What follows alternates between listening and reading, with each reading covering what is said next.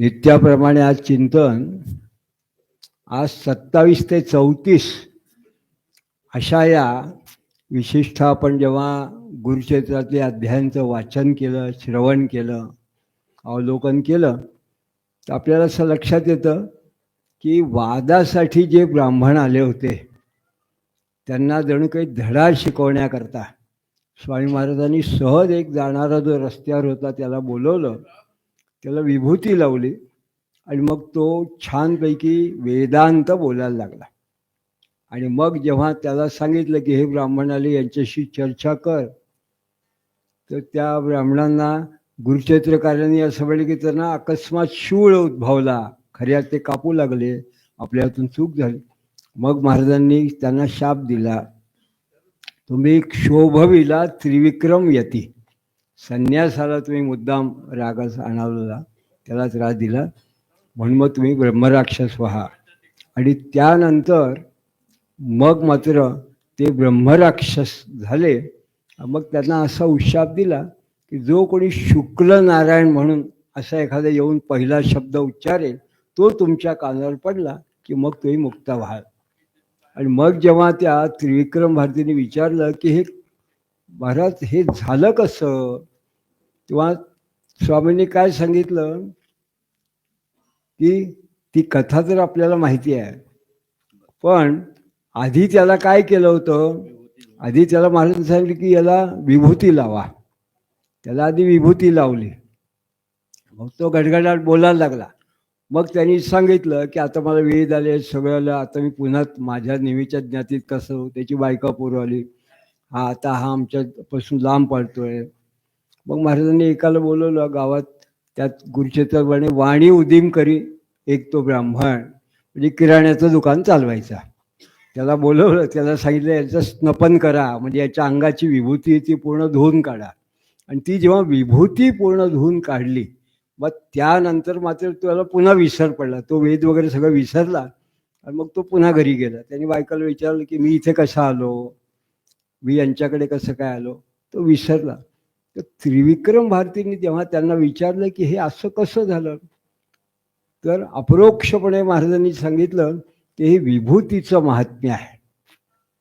हे जे त्याला भस्म लावलं महाराजांनी, त्या भस्मामध्ये जी त्यांची स्वतःची शक्ती होती एक वेगळ्या पद्धतीची, त्यामुळे त्याला साहसी ज्ञान झाले. त्याला अशा पद्धतीने थेट वेदांताचं ज्ञान झालं.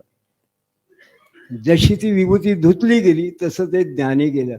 हे काय आहे की हे जेव्हा भस्माचं वर्णन आहे, पुढे त्या अध्यायात त्यांनी सगळं वर्णन काय भस्माचंच आहे, कारण तो शिवाचं वर्णन आहे, त्याच्या सप्त प्रभावळी आहे, त्याचं वर्णन आहे, वेगवेगळ्या रंगाचं शिवाचं सिंहासन आहे, पार्वतीचं वर्णन आहे, ते सगळं वर्णन आहे, छान वर्णन लोक सांगतात. पण त्याच्यामध्ये भस्म महात्म्य आहे, त्रिपुंड धारण कसं करायचं त्याचं सगळं वर्णन आहे. पण विशेष त्यात एक वाक्य असं आहे की भस्माचं महात्म्य आहे, नाही भस्म मिळालं तर गोपीचंदन घ्यावं असं त्यात म्हटलं आहे. नाहीतर खूप ठिकाणी जुनी एखादी यज्ञभूमी असेल तिथे माती ही सुद्धा भस्मासारखीच आहे असं गुरुचरित्रकार सांगतात. पण साधं भस्म, मग ते यज्ञातलं असो गोपीचंदन कुठलंही असो, पण त्या भस्माला आणखी विशेष काय आहे, विशेष हस्तस्पर्श श्री गुरु, श्री गुरूंचा हस्तस्पर्श हे त्यातलं विशेष आहे. जेव्हा स्वामी महाराजांचा त्या विभूतीला किंवा भस्माला स्पर्श झाला म्हणून तो जो अंत्यज होता त्याला ते ज्ञान झालं. आणि आज सुद्धा आपण असं बघतो की त्या भस्माला जेव्हा गुरूंचा हस्तस्पर्श होतो तेव्हा त्या भस्माला विशेष, त्याला विशेष येतं म्हणून त्याला विभूती असं म्हणतात. आणि मी फार त्याचा विस्तार करत नाही, कारण ते भस्माचा तर इतका मोठा भाग आहे की तो शिवपुराण काय बाकी काय अनेक पुराणात भस्माचं वर्णन केलेलं आहे, अध्याय त्याच्यामध्ये आहे.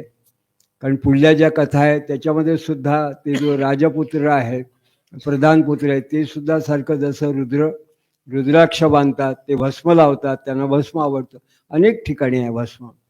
याच्या आधी आपण कथा वाचली असेल, पुढे कथा येईल की प्रेताच्या ललाटी लागलं होतं भस्म, म्हणून सुद्धा त्याला शिवदूत न्यायला आले. त्यांनी सांगितलं की यमदूतांना की हा याला भस्म लागलाय ना, म्हणून हा स्वर्गात न्यायला पाहिजे, याला काय नरकात जागा का, तर त्याला भस्म आहे म्हणून. पण विशेष हस्तस्पर्श श्रीगुरु, पण भस्माचं महिमान सांगितलं, सगळं सांगितलं. पण आपल्याकडे मात्र परंपरेने ते श्री गुरूंचं भस्म महात्म्य हे जसं टिकून आहे आणि ते सगळ्यांना माहिती आहे. सांगलीकडे गेलो की मला एक नवीन वाक प्रचार लक्षात आला नानांच्या बाबतीत. काही लोकांनी सांगितलं असं तिकडल्या त्यांच्या भाषेत, कारण सांगलीची मराठी लोकांची एक वेगळी भाषा आहे बोलायची. ते म्हणे नानांचं काय म्हणणं आहे, जेथे आमची पुडी तेथे आमची कुडी. जिथे आमची विभूतीची पुडी असेल तिथे आम्ही स्वतः असतो, हा त्याचा भावार्थ आहे.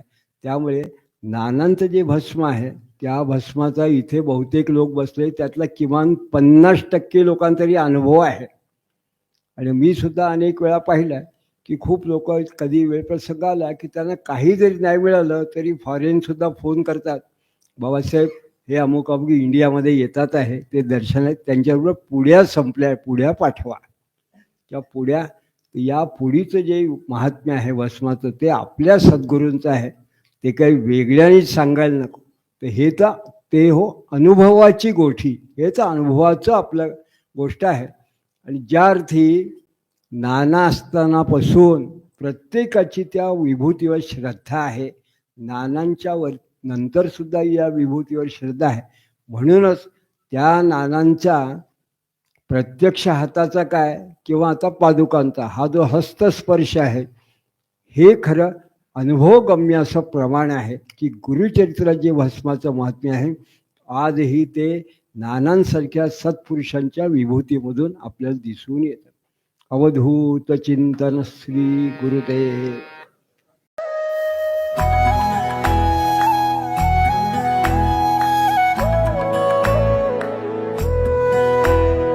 अध्यात्मावर अशीच माहिती मिळवण्यासाठी देव माझा चॅनलला सबस्क्राईब करा